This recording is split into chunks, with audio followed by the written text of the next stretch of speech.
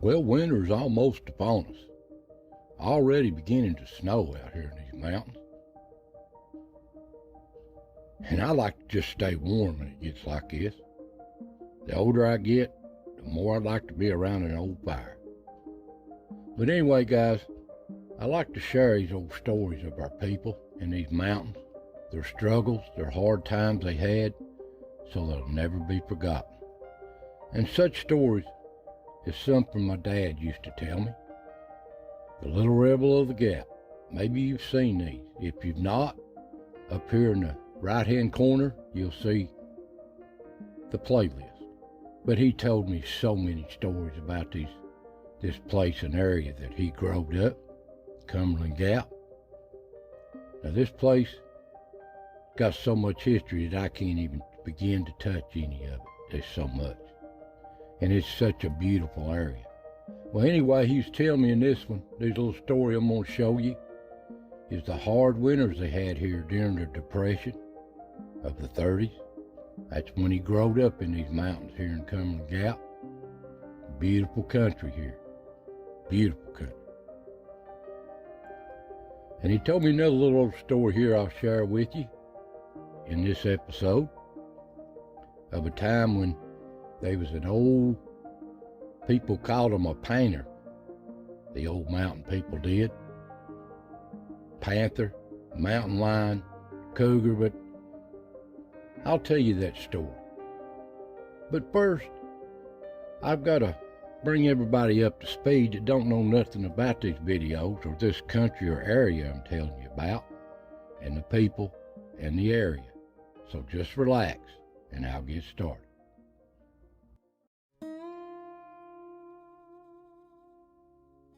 Now this old place is Cumberland Gap, Tennessee, Cumberland Gap, Virginia, whichever way you want to look at it. But it's where three states come together, and there's hundreds of thousands of people come through here. This was the gateway to the West during the boom days, when this country was being developed. And here's a map of it, where it's located. A lot of wilderness are still around here, but this is all national park now, around this area. Cumberland Gap National Park. It became a park in the 50s, and it still is today, and it's a beautiful place, and it's not crowded either, not like the Smokies. And here's the map of the park, and a lot of historical places that they're trying to preserve, and they do a great job too. Beautiful country here. If you've never seen this place, stop by and see it if you're in the area. You won't regret it. And up on top of this mountain, there's a settlement up here called Hensley Settlement. Right on top of the mountain up here, where the old people, the pioneers, had their own little settlement up here on top of the mountain. This is pictures of it on top of Cumberland Mountain. And they've preserved it just like they left it when the park took it. These are old mountain people, lived right up on top of this mountain for many a year, the Hensley. A lot of different families lived up here. I had relatives lived up here too, back before my time. But you can remember old memories like this of Cumberland Gap. It's such a beautiful place. This is the old Cudjoe's Cave. It used to go across the mountain. The road did before they built the tunnel. But you can see this in the other video. Now this is the gap looking from the pinnacle down into Cumberland Gap on top of the mountain.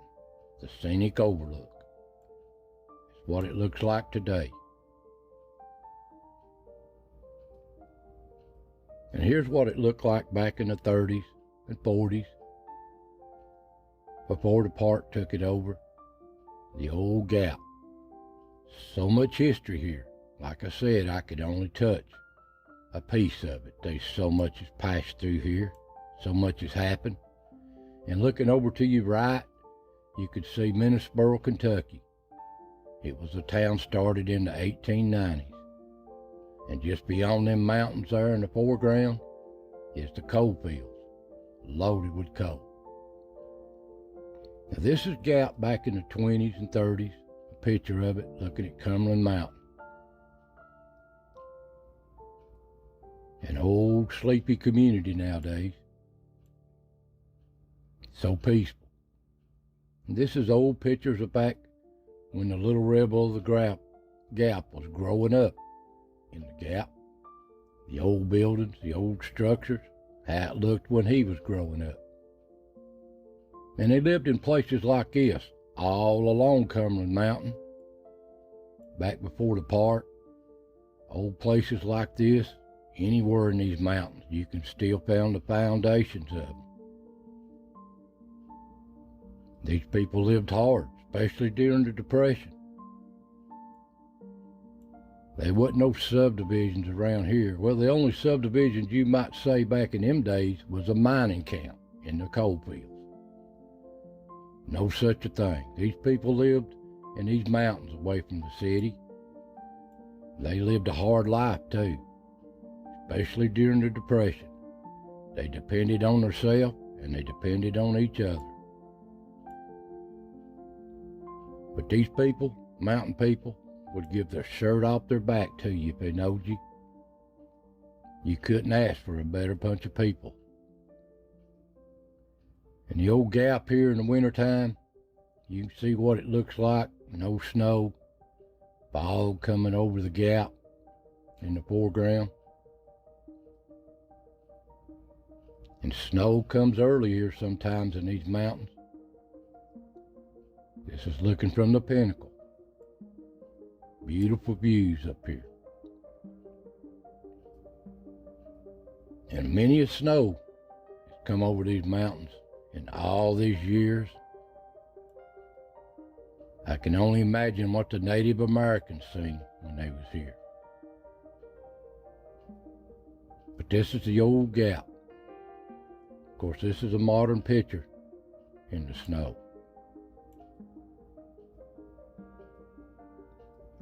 There's an old place down here in the Gap called the Iron Furnace. Right after the Civil War, they melted down iron ore they found here in the mountain in this furnace. And this is what it looks like today to the left. And here's what it looked like in 1927. It had been long closed, and the nature was trying to take it back over. But I remember my dad, the little rebel of the Gap, told me in the wintertime, them boys would play around here and even camp out in it and build a fire in it to keep warm. This was back in the 30s, way before the park ever took it. This is what it looked like. But before he moved down into Tipple, he lived on the side of the mountain up there, on the Virginia side of Cumberland Gap, on Cumberland Mountain, in little old cabins like this, dirt poor. And there was a total of 10 brothers and sisters, siblings. And they had a hard life. And later on, he moved down into Tipple there, on the south end of Cumberland Gap. You can tell in the old videos if you want to watch them. But he would tell me that up on this mountain, that wind would blow so hard up on them higher elevations. Blow hard and cold too. He would tell me that that old cabin they lived in when he was a little old bitty thing, about four years old, he could see snow blowing through the cracks in that cabin. And after an old snow, they'd come out on the side of that mountain and you couldn't even recognize nothing. It was so good. If you wasn't prepared for wintertime there, you was in bad shape because you was snowed in a lot of times. Couldn't get out. The old roads down low looked something like this. Up at Hensley Settlement, the old homes, this is what they look like on top of that mountain. But these people had little cabins. They had little fireplaces like this. Nothing this extravagant though, I guarantee you that. But they slept close to these fires. That's how they stayed warm in these cabins, these little one-room cabins. Everything centered around the fireplace. And they really had a hard time. It was hard to stay warm. They had to keep fires going all night long just to stay warm in these old cabins. And that wind blowing. But anyway, he said when he was young, you learn to grow up real fast in these mountains. So you learn to hunt. You learn to hunt. That was how you put meat on the table. If you was poor, didn't have a farm. But you had to watch where you went, he told me. I used to laugh about it. They would always run into one of these hollers up under these rock walls or rock houses, moonshining. So you had to watch where you was at all the time. But this game is not plentiful back then like it is now. You might have seen a possum here and there, and a squirrel, and a bobcat or a groundhog, but these other animals, they were about hunted to extinction. They were just pushed back in these mountains so wild you never seen them. But it's not that way today. And he had no old coal or wood stove like this. And anything he brought home, he'd skin it out, and Mom would cook it on the old stove. Good hot meal. And whatever they got, he'd save the pelts if he wasn't in too bad a shape and take them down to the store, and he'd make 50 cents, a quarter, maybe a couple dollars, according to what the pelt was and what kind of condition it was. But that was good money back then. And he'd usually trap along the old creek here, come out of Cudjoe's Cave. It goes all the way down through Temple where he lived. This is Gap Creek.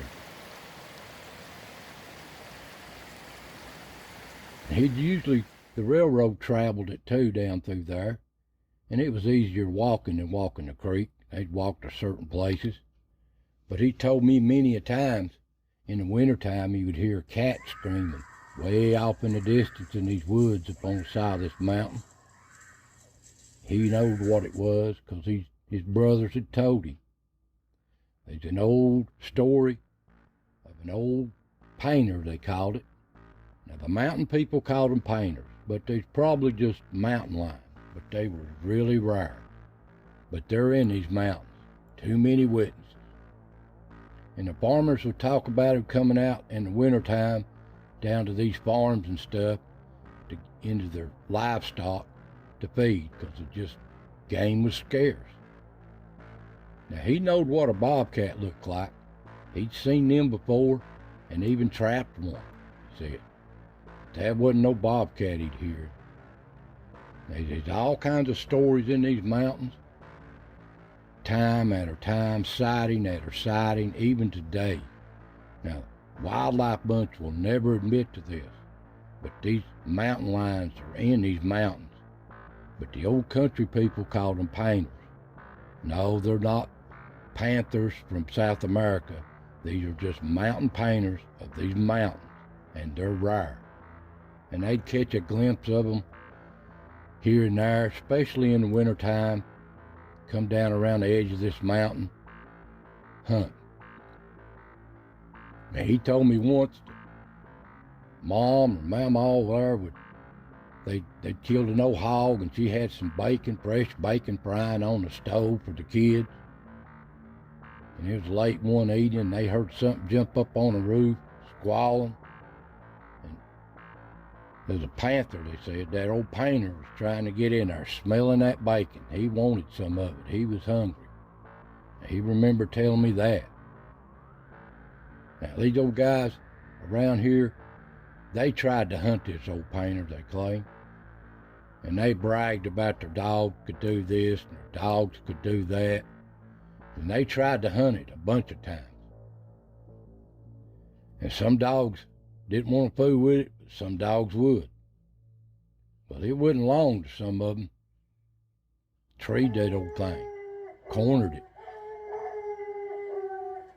And they all was in on it. But they got into more than what they really wanted to get into, these dogs. They didn't know. But it didn't take them long to find out. They didn't want no part of that. But to this day, you still see sightings of this. People say they've seen this and seen that. But I reckon he told me that the story goes that they never did get this old painter. He just comes out of them mountains every once in a while, and that story slowly faded.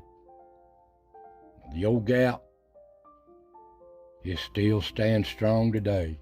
It's a beautiful place, and so peaceful and serene if you've never seen it. But there's so much history here that I can't touch half of it. He told me so many stories, the little rebel of the Gap.